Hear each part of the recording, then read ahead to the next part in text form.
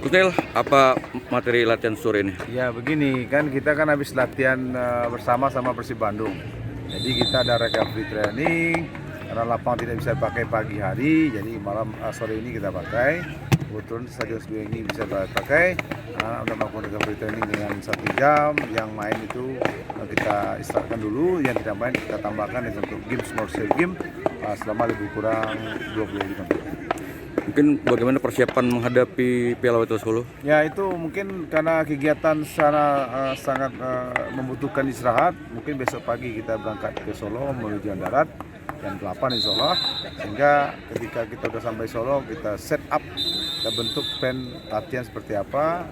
Mungkin pagi hari aja, tapi kita cari lapangan yang bisa mewakili kita untuk menghadapi turnamen Piala Wali Kota Solo.